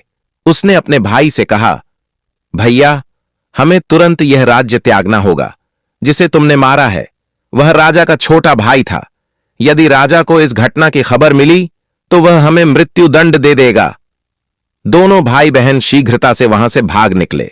उधर महल में राजा शिवराज चिंतित थे। उनका भाई शिवांश प्रातःकाल शिकार के लिए वन गया था, किंतु अब तक लौटा नहीं था। राजा ने अपने सैनिकों को उसे ढूंढने के लिए भेजा, किंतु कई प्रयासों के बावजूद उसका कोई सुराग नहीं मिला। तभी नगर का एक व्यक्ति राजा के समक्ष उपस्थित हुआ और बोला, महाराज, बहुत बड़ा अनर्थ हो गया है। आपके छोटे भाई को किसी जंगली पशु ने मार डाला है। उसका शरीर जगह जगह बिखरा पड़ा है। अब वह इस लोक में नहीं रहा। राजा यह संदेश सुनकर स्तब्ध रह गए। उन्हें विश्वास नहीं हो रहा था कि उनका भाई इस संसार से विदा हो गया है, किंतु उन्होंने मन में विचार किया, मेरे भाई की अकाल मृत्यु का कारण उसके अनैतिक कर्म थे। मुझे उसका शोक नहीं करना चाहिए, यह तो विधि का विधान है। राजा ने स्वयं को संयमित किया और जीवन की गति के साथ आगे बढ़ गए। समय का चक्र अपनी नियत चाल से गति करता रहा। अब राजा के लिए अपने भतीजे हरिशंकर की जिम्मेदारी उठाना आवश्यक हो गया था। हरिशंकर की माता पहले ही उसे छोड़कर मायके जा चुकी थी। राजा ने हरिशंकर को अपने पुत्र के समान पालना प्रारंभ किया, किंतु हरिशंकर अपने पिता शिवांश से भी अधिक दुष्ट प्रवृत्ति का निकला। बाल्यकाल से ही उसकी दृष्टि राजगद्दी पर थी। वह किसी भी मूल्य पर राजकुमार दीपक और राजकुमारी राधा को अपने मार्ग से हटाना चाहता था। उस समय राजकुमार दीपक और राजकुमारी राधा केवल 4 और 5 वर्ष के थे, जबकि हरिशंकर 12 वर्ष का था। किंतु हरिशंकर को षड्यंत्र रचने का कोई अवसर प्राप्त नहीं हो रहा था। राजा के मंत्री और सैनिक सभी अत्यंत निष्ठावान थे, जिससे महल में कोई भी साजिश करना असंभव था। राजा शिवराज प्रजा के मध्य अत्यधिक लोकप्रिय और सम्माननीय थे। वे जनता को अपने परिवार की भांति मानते और उनकी समृद्धि के लिए सदैव तत्पर रहते थे। उनके धार्मिक और न्यायपूर्ण स्वभाव के कारण हरिशंकर के लिए राजगद्दी प्राप्त करना सरल नहीं था। हरिशंकर जानता था कि यदि उसकी कोई भी योजना राजा को झा गई तो उसे आजीवन कारावास अथवा मृत्युदंड दिया जा सकता है। उसने विचार किया कि यदि प्रतिद्वंद्वी बलशाली हो तो उसे शक्ति से नहीं बल्कि बुद्धि से पराजित करना चाहिए। हरिशंकर ने एक गहन षड्यंत्र की योजना बनाई। अगले ही दिन से उसने राजकुमार दीपक और राजकुमारी राधा के साथ स्नेहपूर्ण व्यवहार करना प्रारंभ किया। वह दोनों को राजा के सुंदर उपवन में खेलने ले जाता और उनके साथ घंटों व्यतीत करता। कुछ ही महीनों में राजकुमार और राजकुमारी हरिशंकर के प्रति अत्यधिक स्नेहशील हो गए। अब वे स्वयं ही हरिशंकर के पास खेलने के लिए उपवन में जाने लगे। धीरे धीरे हरिशंकर ने उनके साथ ऐसा विश्वास का बंधन बनाया कि दोनों बच्चे निर्भय होकर उसके साथ उपवन से बाहर भी जाने लगे। इसी बीच हरिशंकर वन में जाकर एक ऐसा स्थल खोजने लगा जहां वह अपनी योजना को साकार कर सके। शीघ्र ही उसे एक अनोखा सरोवर मिला, जिससे हर समय धुआं निकलता रहता था और उसके चारों ओर का वातावरण रहस्यपूर्ण था। हरिशंकर ने मन ही मन निश्चय किया कि वह किसी दिन राजकुमार और राजकुमारी को वन दर्शन के बहाने वहां ले जाएगा और उन्हें सरोवर में डुबो देगा। उचित अवसर की प्रतीक्षा में एक दिन खेलते खेलते हरिशंकर ने राजकुमार और राजकुमारी से कहा, अरे, तुम दोनों कभी वन गए हो? वहां का दृश्य अत्यंत मनोरम होता है। राजकुमार दीपक ने जिज्ञासा से पूछा, भैया, वन क्या होता है? वहां कैसा दृश्य देखने को मिलता है? हरिशंकर ने मुस्कुराते हुए उत्तर दिया, वन में विभिन्न प्रकार के वृक्ष और वन्य जीव होते हैं। वहां का मनमोहक दृश्य आत्मा को शांति प्रदान करता है। यदि तुम दोनों चाहो तो मैं तुम्हें वन की सैर कराने ले चल सकता हूं।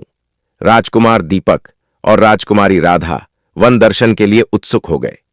हरिशंकर ने इस सुअ अवसर का पूरा लाभ उठाया और बच्चों को चुपचाप सरोवर के समीप ले गया। वहां पहुंचकर हरिशंकर ने एक एक कर दोनों मासूम बच्चों को निर्दयता से उठाकर सरोवर में फेंक दिया। उसे पूर्ण विश्वास था कि दोनों जल में डूब जाएंगे, किंतु कहते हैं जिसे परमात्मा सुरक्षित रखना चाहता है उसे कोई नष्ट नहीं कर सकता। उस सरोवर के पास ही एक गुफा थी, जिसका आंतरिक मुख एक अद्भुत और रहस्यमयी लोक की ओर खुलता था। उस लोक में एक दिव्य साम्राज्य था, जहां एक राजा और उनकी पत्नी अमृता निवास करती थी। रानी अमृता अत्यंत दयालु और तंत्र विद्या में निपुण थी। उन्होंने गुफा के प्रवेश द्वार पर एक दिव्य सुरक्षा कवच स्थापित कर रखा था। रानी अमृता प्रतिदिन उस सरोवर में स्नान करने आया करती थी।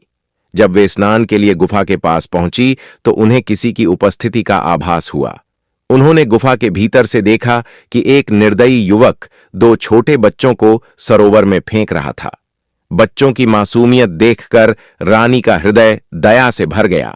उन्होंने तुरंत तंत्र विद्या का उपयोग कर बच्चों के लिए दिव्य सुरक्षा कवच बनाया। इस रक्षा कवच के कारण बच्चे जल में गिरने के बावजूद डूबे नहीं।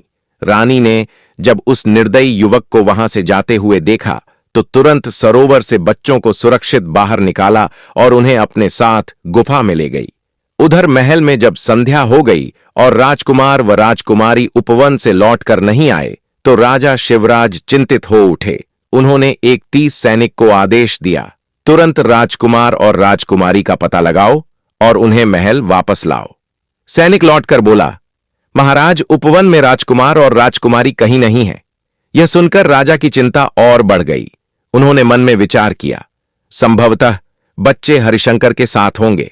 राजा ने सैनिकों को हरिशंकर के पास भेजा। हरिशंकर ने सफाई दी, आज तो मैं उपवन गया ही नहीं, इसलिए राजकुमार और राजकुमारी से मेरी भेंट नहीं हुई। इसके पश्चात हरिशंकर स्वयं राजा के पास आया और बोला, ताऊ जी, हमें महल में शांत बैठने के बजाय वन में जाकर खोजबीन करनी चाहिए। कहीं ऐसा ना हो कि राजकुमार और राजकुमारी रास्ता भटक कर वन में चले गए हों। रात्रि में वन्य जीव सक्रिय हो जाते हैं और उनकी जीवन रक्षा कठिन हो सकती है। हमें बिना विलंब किए वन की ओर प्रस्थान करना चाहिए। राजा को हरिशंकर की सलाह उपयुक्त लगी और वे हरिशंकर को साथ लेकर जंगल की ओर चल पड़े। राजा और हरिशंकर वन के भीतर तक राजकुमार और राजकुमारी की खोज करते हुए गए, किंतु बच्चे वहां होते तब तो मिलते हरिशंकर, जिसने राजकुमार दीपक और राजकुमारी राधा को सरोवर में डुबो दिया था, स्वयं राजा के साथ था। किंतु उसके मन में एक और भयावह योजना जन्म ले रही थी। उसने सोचा, आज ही राजा को भी अपने मार्ग से हटा दूंगा। यह सुवर्ण अवसर पुनः प्राप्त नहीं होगा। किंतु वह जानता था कि राजा शिवराज सामर्थ्यवान थे और उनके पास शस्त्र था। यदि राजा को रत्ती भर भी संदेह हो गया तो हरिशंकर पर भारी पड़ सकता था। इसलिए वह अत्यंत सतर्कता से आगे बढ़ रहा था। जब उचित अवसर मिला, हरिशंकर ने अचानक पीछे से राजा पर प्रहार कर दिया। राजा लड़खड़ाकर भूमि पर गिर पड़े। राजा कुछ समझ पाते या संभल पाते, इससे पहले ही हरिशंकर ने उन पर कई और वार कर दिए। राजा वहीं छटपटाते हुए अपने प्राण त्याग बैठे। एक ही दिन में हरिशंकर ने राजकुमार, राजकुमारी और राजा तीनों को अपने मार्ग से हटा दिया। हरिशंकर राजमहल लौटा और रानी से कहा, रानी मां, वन में एक भयंकर राक्षस ने राजा पर आक्रमण कर दिया। मैं किसी प्रकार अपने प्राण बचाकर वापस आया हूं। राक्षस की बात सुनकर महल के किसी भी व्यक्ति ने वन जाने का साहस नहीं किया। 1 सप्ताह बीत गया, किंतु राजा, राजकुमार और राजकुमारी का कोई समाचार नहीं मिला। महल के निवासियों ने यह मान लिया कि राक्षस ने तीनों का वध कर दिया है। अब राज्य का एकमात्र उत्तराधिकारी हरिशंकर था। राजमहल के लोगों ने बिना किसी विरोध के हरिशंकर को सम्राट घोषित कर दिया। किंतु कहते हैं, बिना परिश्रम अर्जित की गई संपत्ति और सत्ता प्रायः अहंकार और अत्याचार को जन्म देती है। हरिशंकर भी क्रूर और निर्दयी शासक बन गया। उसकी हुकूमत से राज्य के लोग पीड़ित हो गए। उसका लोभ और निर्दयता इतनी बढ़ गई कि वह असंभव को संभव बनाने के लिए उन्मत्त हो उठा। राजा हरिशंकर के मन में सदैव अमृता और असीम शक्ति की लालसा बनी रहती थी। वह ऐसे व्यक्ति की खोज में था जो उसे और उसके परिवार को अमृतत्व प्रदान कर सके। वह चाहता था कि उसकी पत्नी, संतान और राज्य सभी अमर हो जाए और उसका शासन समस्त संसार पर हो। राजा बनते ही उसने अपने ताऊ जी के नियुक्त किए गए मंत्रियों और सेनापतियों को पदच्युत कर दिया। उसने केवल अपने विश्वस्त और विश्वास पात्र व्यक्तियों को दरबार में स्थान दिया। हालांकि वह अपनी ताई रानी को मार सकता था, किंतु उसने ऐसा नहीं किया। वह जनता को यह दिखाना चाहता था कि वह अपनी ताई से प्रेम करता है और उनका सम्मान करता है। राजा ने अपने विश्वास पात्र मंत्री बोधन को आदेश दिया, जाओ, ऐसे तांत्रिक की खोज करो जिसका कोई सम्मान नहीं हो। वह संसार का सर्वश्रेष्ठ तांत्रिक होना चाहिए। बोधन इस कार्य में जुट गया, किंतु उसे ऐसा कोई तांत्रिक प्राप्त नहीं हुआ। धीरे धीरे अनेक वर्ष बीत गए और अब हरिशंकर 22 वर्ष का हो चुका था। एक दिन ताई रानी ने हरिशंकर से कहा, बेटा हरिशंकर, अब समय आ गया है कि तुम विवाह कर लो। इस महल को एक रानी की आवश्यकता है। मैं अब ताई रानी की जिम्मेदारी से मुक्त होना चाहती हूं। मुझे राजमाता बनकर रहना अधिक उपयुक्त लगेगा। हरिशंकर ने उत्तर दिया, ताई जी, मैं शीघ्र ही विवाह के विषय में विचार करूंगा। इसके बाद उसने अपने मंत्री बोधन को बुलाया और कहा, तुम्हें मैंने वर्षों पूर्व एक कार्य सौंपा था, किंतु अब तक वह पूरा नहीं हुआ। मैं तुम्हें 1 माह का और समय देता हूं। यदि तुमने तांत्रिक नहीं खोजा तो मैं तुम्हें मंत्री पद से हटा दूंगा। तुम जानते हो, मैं अयोग्य व्यक्तियों को सहन नहीं करता। बोधन इस समस्या को लेकर अपने वृद्ध पिता के पास गया। उसने कहा, पिताजी, मैं वन वन भटक कर थक गया हूं, किंतु मुझे कोई तांत्रिक नहीं मिला। यदि मैं 1 माह के भीतर तांत्रिक को राजा के समक्ष प्रस्तुत नहीं कर सका तो वह मुझे पदच्युत कर देगा। हरिशंकर क्रूर और निर्दयी है। संभवतः वह मुझे मृत्यु दंड दे दे और मेरे परिवार का सर्वनाश कर दे। सांत्वना देते हुए कहा, बेटा, तांत्रिक जंगलों में नहीं रहते। वे भी हरिशंकर की भांति क्रूर और रहस्यमयी होते हैं। ऐसे तांत्रिक सार्वजनिक स्थलों पर नहीं मिलते, किंतु यदि संयोगवश मिल भी जाए तो वे राजा के पास आने के लिए तत्पर नहीं होंगे। यदि तुम्हें किसी तांत्रिक से भेंट करनी है तो अमावस्या की रात को अर्धरात्रि के समय श्मशान में जाना होगा।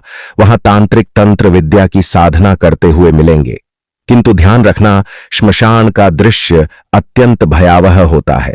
वहां सावधानी पूर्वक जाना, डरना मत, अन्यथा मस्तिष्क विक्षिप्त हो जाएगा या मृत्यु भी संभव है। मेरी सलाह है कि तुम राजा को भी अपने साथ ले जाओ, उसे विश्वास में लो और उसे श्मशान जाने के लिए तैयार करो। बोधन ने अपने पिता की बात मान ली और राजा के पास जाकर कहा, महाराज, आपका अभियान अत्यंत गोपनीय है। तांत्रिक महल में उपस्थित नहीं होगा। यदि आपको अमृतत्व प्राप्त करना है तो आपको स्वयं अमावस्या की रात्रि में श्मशान जाना होगा। वहीं आपकी तांत्रिक से भेंट हो सकती है। राजा हरिशंकर को बोधन की बात तर्क संगत लगी। उसने मन ही मन विचार किया, महल में चाहे जितने भी गुप्त रूप से कोई कार्य किया जाए, फिर भी किसी न किसी को खबर लग ही जाती है। यह मेरे योजना में बाधा उत्पन्न कर सकता है। हरिशंकर ने मंत्री से कहा, तुम्हारी बात उचित है। अमावस्या की रात्रि जब समय अनुकूल हो मुझे अवगत करा देना। हम श्मशान यात्रा के लिए तैयार रहेंगे। इसके बाद राजा हरिशंकर अमावस्या की प्रतीक्षा करने लगा। 1 सप्ताह पश्चात मंत्री बोधन ने राजा को सूचित किया, महाराज, आज अमावस्या है, आप तैयार हो जाइए। हमें आज रात्रि श्मशान जाना होगा। राजा ने आवश्यक तैयारियां प्रारंभ की। मध्य रात्रि को राजा और मंत्री दोनों श्मशान के लिए प्रस्थान कर गए। श्मशान का वातावरण अत्यधिक भयावह था। राजा और मंत्री दोनों ने कभी अंधकार में श्मशान में प्रवेश नहीं किया था। वे अंतरतम से भयभीत थे, किंतु अपने लक्ष्य के प्रति दृढ़ निश्चय रहे। श्मशान पहुंचने पर हरिशंकर ने देखा कि एक तांत्रिक गहन साधना में लीन था। मंत्री ने राजा से कहा, साधना के समय किसी साधक को टोकना अशुभ हो सकता है। इससे उसकी साधना भंग हो सकती है। हमें प्रतीक्षा करनी चाहिए। दोनों शांतित होकर तांत्रिक की साधना समाप्त होने की प्रतीक्षा करने लगे। कुछ ही क्षणों बाद उन्होंने देखा कि तांत्रिक ने अपनी साधना से एक दानव प्रकट किया। तांत्रिक ने दैत्य को आदेश दिया, जाओ और मेरे शत्रु को समाप्त करो। किंतु कुछ ही क्षणों में दैत्य वापस लौट आया। उसका संपूर्ण शरीर रक्त रंजित था। दैत्य ने तांत्रिक से कहा, तुम्हारा शत्रु अत्यंत बलवान है। हमारे जैसे असुर भी उसका कुछ नहीं बिगाड़ सकते। इतना कहकर दैत्य अंतर्धान हो गया। राजा और मंत्री ने देखा कि तांत्रिक की साधना निष्फल हो चुकी थी। वह निराश होकर साधना से उठ खड़ा हुआ। तब राजा और मंत्री तांत्रिक के पास पहुंचे और उसे विनम्रतापूर्वक प्रणाम किया। तांत्रिक गंभीर स्वर में बोला, आपको इस प्रकार अचानक यहां नहीं आना चाहिए था। तंत्र साधना के कुछ नियम होते हैं। साधना के समय किसी को छिपकर देखना भी घातक हो सकता है। जो दैत्य मैंने प्रकट किया था वह आपको शत्रु समझकर समाप्त कर सकता था। आपको पहले मुझे सूचित करना चाहिए था ताकि मैं आपको रक्षा कवच प्रदान कर सकूं। खैर, अब बात बीत चुकी है। भाग्यवश आप दोनों सुरक्षित हैं। अब बताइए, आप यहां किस उद्देश्य से आए हैं? राजा ने कहा, महात्मा, आप यदि चाहे तो मुझे अजर अमर बना सकते हैं। मैं मृत्यु से परे जाना चाहता हूं। मैं चाहता हूं कि मेरी पत्नी, मेरे संतति और मेरा साम्राज्य सभी अमर हो जाए। मुझे पूर्ण विश्वास है कि आप ऐसा कर सकते हैं। तांत्रिक ने उत्तर दिया, आपने सही अनुमान लगाया। मैं आपको अमृता प्रदान कर सकता हूं, किंतु यह कोई साधारण कार्य नहीं है। इसके लिए आपको आगामी अमावस्या तक प्रतीक्षा करनी होगी। अगली अमावस्या आप अकेले श्मशान में आए। आपके साथ कोई मंत्री या सैनिक नहीं होना चाहिए। तब मैं आपको अमृतत्व प्राप्त करने का उपाय बताऊंगा। राजा तांत्रिक की बात सुनकर अत्यधिक प्रसन्न हुआ और महल लौट आया। मंत्री बोधन भी संतोष अनुभव कर रहा था। उसने मन ही मन सोचा, आज मेरी जान बच गई। सच ही कहते हैं, राजा से मित्रता, मूर्ख से संबंध और खूंखार पशु का पालन कभी भी संकट उत्पन्न कर सकता है। मंत्री ने विचार किया, यह राजा पूर्णतः अंधभक्त बन चुका है। उसने एक बार भी यह नहीं सोचा कि इस संसार में कोई अमर नहीं हो सकता। यदि अमृतत्व संभव होता तो तांत्रिक स्वयं अमर बनता और अपने परिवार को अमर करता। ऐसा कौन मूर्ख होगा जो अमृत का स्रोत पाकर स्वयं न पीकर किसी और को प्रदान करेगा। किंतु राजा हरिशंकर अपने पागलपन में तल्लीन था। उसे अमृतत्व की लालसा ने अंधा कर दिया था। मंत्री बोधन ने विचार किया, राजा को मूर्खता करने दो, हमें इससे क्या लेना देना। उधर राजा आगामी अमावस्या की प्रतीक्षा में दिन गिनने लगा। इंतजार की घड़ियां उसके लिए असहनीय हो रही थीं। 15 दिन व्यतीत करना मानो 15 वर्षों के समान प्रतीत हो रहा था। अंततः जब अमावस्या की रात्रि आई तो राजा पूर्णतः तैयार होकर श्मशान पहुंच गया। वहां तांत्रिक पहले से ही प्रतीक्षा कर रहा था। तांत्रिक राजा को देखकर बोला, महाराज, मैंने आपके अमर होने का उपाय खोज लिया है। राजा हरिशंकर उत्सुकता से पूछने लगा, महात्मा शीघ्र बताइए, मुझे क्या करना होगा। तांत्रिक ने उत्तर दिया, वन के भीतर एक सरोवर है, उसके समीप एक गुफा स्थित है। उस गुफा के भीतर एक अलौकिक लोक है जहां एक अन्य राजा का शासन है। उसकी एक रूपक कुमारी 12 वर्षीय राजकुमारी है।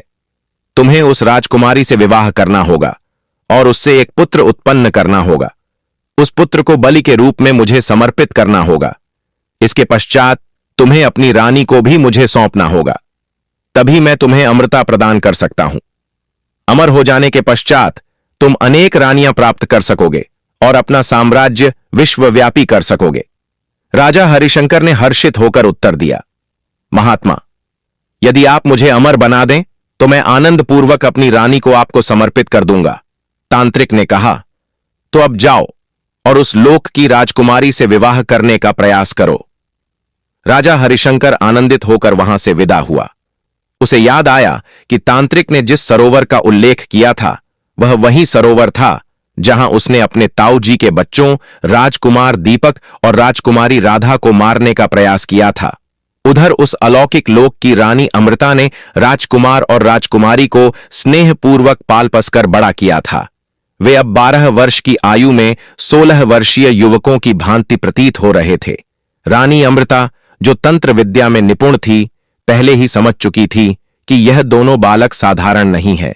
उन्होंने उनसे कहा, तुम दोनों कमरपुर के राजकुमार और राजकुमारी हो। तुम्हारे चचेरे भाई हरिशंकर ने तुम्हें मारने के उद्देश्य से तालाब में फेंक दिया था, किंतु सौभाग्यवश मेरी दृष्टि तुम पर पड़ी और मैंने तुम्हें जीवन दान दिया। तुम्हारे पिता राजा शिवराज को छलपूर्वक हत्या कर हरिशंकर ने राज्य पर अधिकार कर लिया, किंतु तुम्हारी माता अभी भी जीवित हैं। हरिशंकर ने उन्हें नहीं मारा।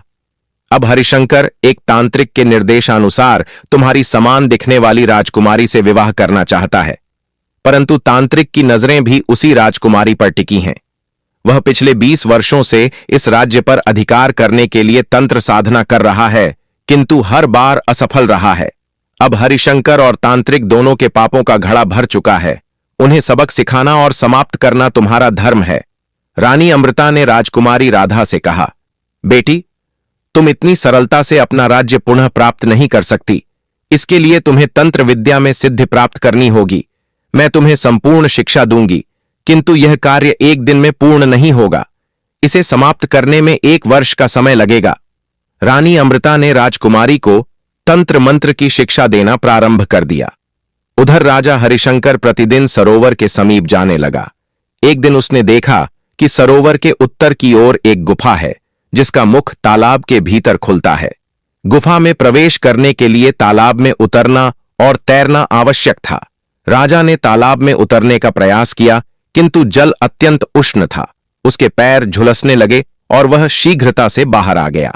राजा ने विचार किया, यह कितना विचित्र तालाब है। मैंने पूर्व में ऐसा जलाशय कभी नहीं देखा। वह अनेक बार सरोवर के पास आया था, किंतु कभी जल को छूने का साहस नहीं किया था। एक दिन राजा ने देखा कि एक लकड़हारा तालाब के समीप आया और बिना किसी भय के जल में प्रवेश कर गया। उसने शांति से जल ग्रहण किया और बाहर निकल आया। यह देखकर हरिशंकर चकित हो गया। उसने लकड़हारे को अपने पास बुलाया और पूछा, तुमने इस उष्ण जल को किस प्रकार ग्रहण कर लिया? लकड़हारे ने उत्तर दिया, महाराज, सरोवर का जल पूर्णतः शीतल है। भला यह उष्ण कैसे हो सकता है? शायद आपको भ्रम हुआ है। आप चाहे तो पुनः परीक्षण कर सकते हैं। राजा ने पुनः जल को स्पर्श किया, किंतु इस बार जल और भी अधिक गर्म प्रतीत हुआ।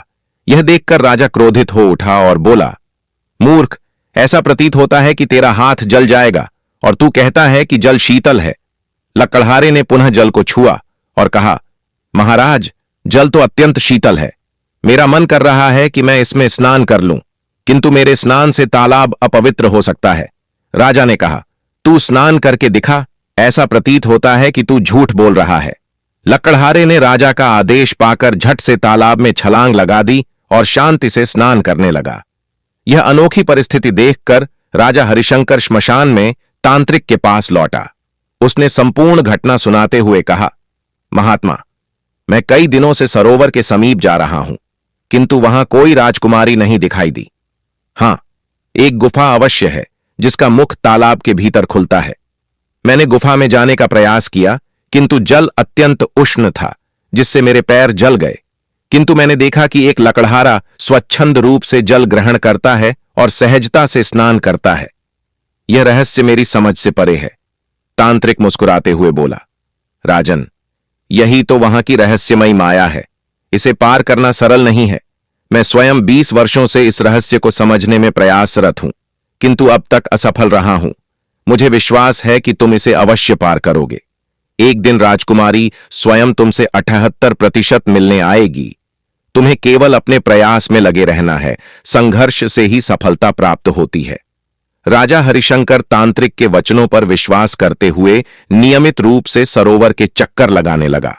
उधर रानी अमृता राजकुमारी राधा को तंत्र साधना की शिक्षा दे रही थी। राजकुमारी पूर्ण एकाग्रता और समर्पण के साथ विद्या ग्रहण कर रही थी।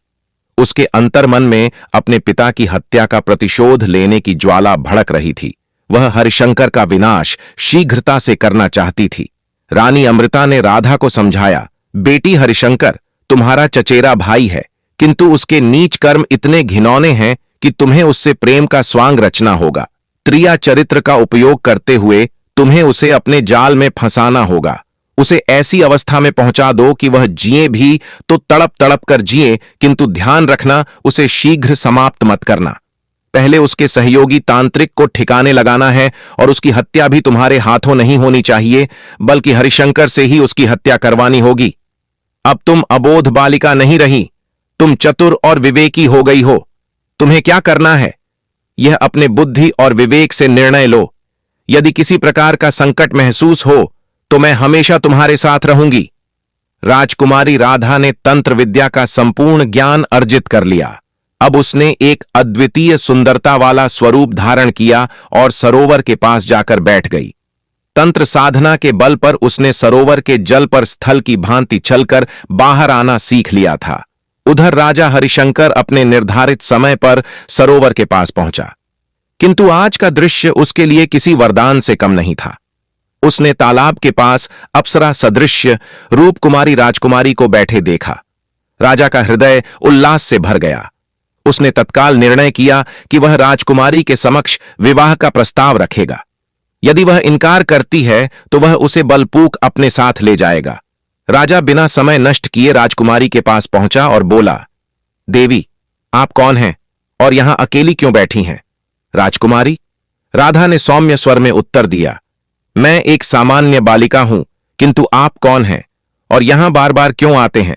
मैं आपको पिछले 1 वर्ष से यहां आते जाते देख रही हूं। हरिशंकर ने विनम्रता से कहा, देवी, मैं चंद्रपुर का सम्राट हूं। संभवतः आपकी ही खोज में मैं पिछले 1 वर्ष से यहां आता रहा हूं। आज आपसे मिलकर मेरा हृदय आनंद से भर गया है। मेरा मन तो यही चाहता है कि तुरंत आपसे विवाह कर लूं, किंतु मैं एक सभ्य राजा हूं। बलपूर्वक कुछ करना मेरी प्रवृत्ति नहीं है।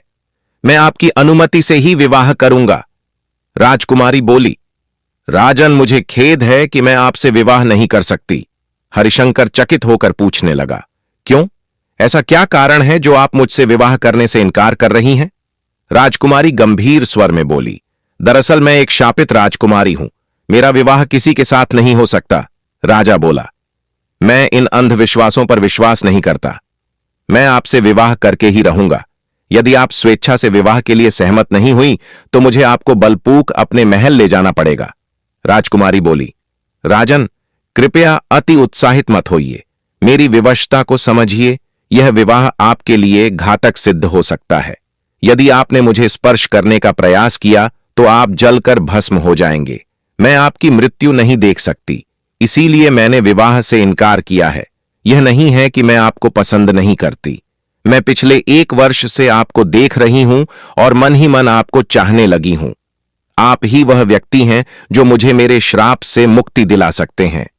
मैं ऐसी राजकुमारी हूं कि जो मुझसे विवाह करेगा वह अमृतत्व प्राप्त कर लेगा। यह बात एक तांत्रिक को झा गई थी, इसीलिए उसने मुझे शापित कर दिया ताकि कोई मुझसे विवाह कर अमर ना हो सके। यदि मैं विवाह करना भी चाहूं तो केवल तांत्रिक से ही कर सकती हूं, क्योंकि तभी वह अपना श्राप वापस लेगा। किंतु यदि मैंने किसी और से विवाह किया तो वह अपने श्राप को समाप्त नहीं करेगा। राजा को समझ आ गया कि वह तांत्रिक और कोई नहीं, उसका गुरु ही है। अब राजा को यह भी हो गया कि तांत्रिक पुत्र जन्म के बाद रानी को क्यों मांग रहा था। उसने मन ही मन विचार किया, तांत्रिक के हृदय में कपट है। वह मुझे अमृतत्व नहीं देना चाहता, बल्कि मुझे अमृता से वंचित करना चाहता है। राजा ने राजकुमारी से पूछा, देवी, मुझे बताइए कि आपको इस श्राप से कैसे मुक्त किया जा सकता है। राजकुमारी ने उत्तर दिया, राजन, मेरी मुक्ति आपके ही हाथों संभव है, किंतु यह कार्य इतनी शीघ्रता से नहीं हो सकता। इसके लिए आपको थोड़ा प्रतीक्षा करनी होगी। अगली बार जब आप मुझसे मिलेंगे तो मैं आपको उपाय बता दूंगी। अब मुझे विलंब हो रहा है, मैं चलती हूं, बहुत शीघ्र हम पुनः मिलेंगे। राजकुमारी यह कहकर सरोवर के जल पर चलते हुए गुफा के भीतर लौट गई। राजा यह अद्भुत दृश्य देखकर स्तब्ध रह गया। राजा के हृदय में प्रेम की ज्वाला प्रज्वलित हो चुकी थी। वह समझ नहीं पा रहा था कि तांत्रिक सत्य कह रहा है या राजकुमारी, किंतु राजकुमारी के सौंदर्य और वचन उसके हृदय पर गहरी छाप छोड़ चुके थे। राजा के हृदय में प्रेम का अंकुर फूट चुका था, जो तेजी से विशाल वृक्ष बनने लगा। अब राजा की रातों की नींद गायब हो चुकी थी। हर क्षण उसे राजकुमारी का मुखड़ा नजर आता। राजा रोज तालाब के पास जाता, किंतु राजकुमारी फिर कभी मिलने नहीं आई। वह सोचता, काश मैं उसे प्रतिदिन देख पाता तो मेरे हृदय को सुकून मिलता। राजा को अफसोस था कि जाते समय वह राजकुमारी से यह नहीं कह पाया, आप भले मुझसे विवाह मत कीजिए, किंतु रोज अपने दर्शन करा दिया कीजिए। मैं तो सिर्फ आपको देखने के लिए यहां आता हूं। राजा की यह दशा 1 माह तक चलती रही। राजकुमारी गुफा से बाहर नहीं आई। राजा उन्मत्त व्यक्ति की भांति उसे खोजता रहा। अब उसे न खाने का ध्यान था, न पीने का होश। उधर रानी अमृता ने राजकुमारी राधा से कहा, बेटी, अब सही समय आ गया है। राजा हरिशंकर तुम्हारे प्रेम में पागल हो चुका है। इस स्वर्णिम अवसर का लाभ उठाओ, उसे तांत्रिक की हत्या के लिए प्रेरित करो। तांत्रिक के नाश के पश्चात तुम्हारा कार्य सरल हो जाएगा। अब लोहे पर चोट करने का उचित समय है।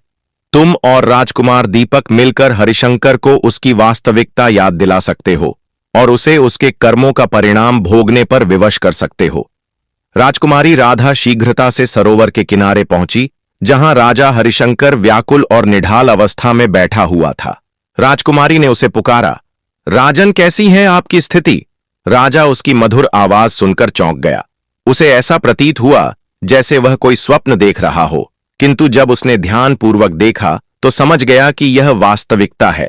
राजकुमारी वास्तव में उसके समक्ष खड़ी थी। राजा भावुक होकर बोला, आपने तो दर्शन देने में भी मुझे तड़पा दिया। इतना समय कोई अपने प्रियजन से दूर रहता है।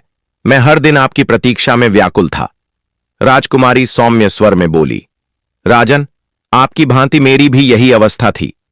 अब आप शीघ्रता से उस तांत्रिक से मुझे मुक्त कराइए और मुझे अपने साथ महल ले चलिए। राजा ने उत्सुकता से पूछा, देवी, तांत्रिक के श्राप से आपको किस प्रकार मुक्ति मिल सकती है? इसके लिए मुझे क्या करना होगा? राजकुमारी ने उत्तर दिया, आपको उस तांत्रिक का वध करना होगा। यदि आप चाहते हैं कि हमारा मिलन संभव हो तो यह पुण्य कार्य आपको आज ही करना होगा। तब मैं श्राप से मुक्त हो जाऊंगी और हम दोनों विवाह करके आपके महल लौट चलेंगे। अब आपके बिना मेरा जीना असंभव है। राजा को अनुभव हुआ कि राजकुमारी उससे भी अधिक वेदना में पीड़ित है। उसने तत्काल तांत्रिक का वध कर उसे श्राप से मुक्त करने का संकल्प लिया। राजा को तांत्रिक का निवास स्थान जा, वह बिना विलंब किए वहां पहुंचा और ध्यान मग्न तांत्रिक का सिर धड़ से अलग कर दिया।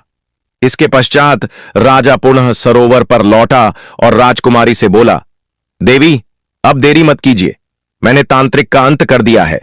आप अब श्राप से मुक्त हो चुकी हैं, हमारा विवाह अब संभव है। राजकुमारी, जो पहले से झां थी कि राजा ने तांत्रिक का वध कर दिया है, अचानक गंभीर हो गई। उसने राजा को कठोर स्वर में कहा, तुम और मेरा विवाह हो ही नहीं सकता। राजा चौंक कर पूछने लगा, अब क्या समस्या आ गई है? तभी राजकुमारी ने तंत्र विद्या का प्रयोग किया और राजा को रस्सियों से बांध दिया। राजा घबराकर बोला, यह मुझे क्या हो रहा है? मुझे कौन बांध रहा है?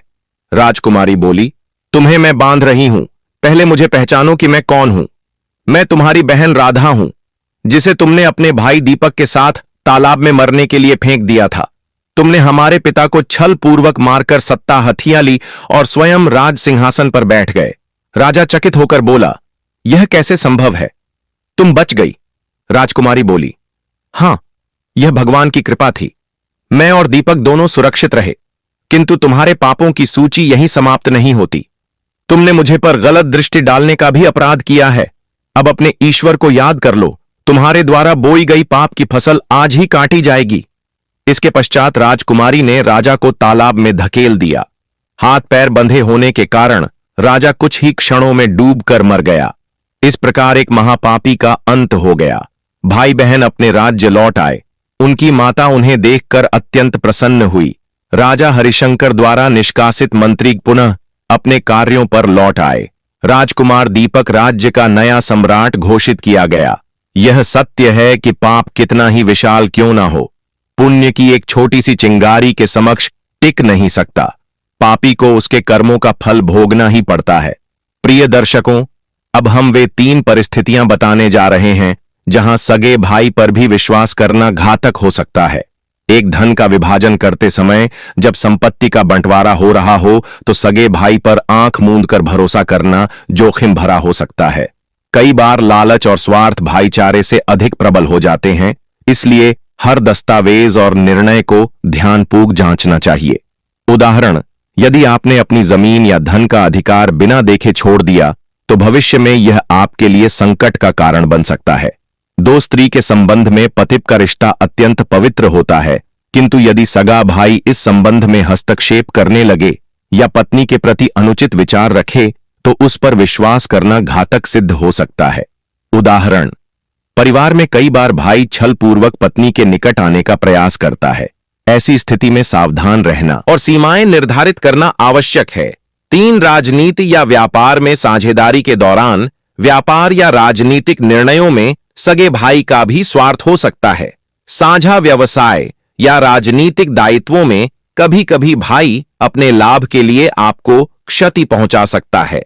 उदाहरण के लिए, यदि आपने साझेदारी में व्यापार प्रारंभ किया और आपके भाई ने गुप्त रूप से धन हड़प लिया तो यह आपके लिए गंभीर आर्थिक संकट का कारण बन सकता है। उदाहरण, रिश्तों में विश्वास आवश्यक है, किंतु बुद्धिमत्ता और सतर्कता के साथ धन, स्त्री और व्यापार के मामलों में सगे भाई पर भी सोच समझकर विश्वास करना चाहिए। गलत निर्णय जीवन को बर्बाद कर सकता है। यदि आपको हमारी यह कहानी पसंद आई हो तो हमारे चैनल को सब्सक्राइब करें, वीडियो को लाइक करें और कमेंट बॉक्स में हर हर महादेव अवश्य लिखें। मिलते हैं अगली ज्ञान चर्चा के साथ। तब तक के लिए नमस्कार, धन्यवाद। आपका दिन शुभ हो। जय श्री राम।